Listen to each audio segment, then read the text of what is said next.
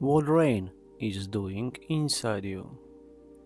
Rain carries life, not only for the earth, but for you. When rain falls, the world softens. The body listens differently. The heart becomes louder than the mind.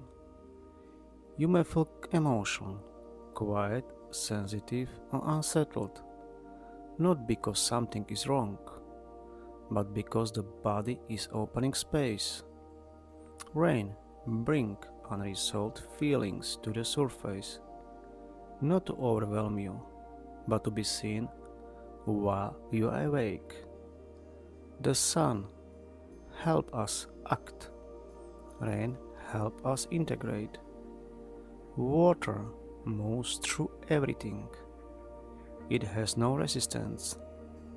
And when the body senses that quality, it remembers how to release what it has been holding.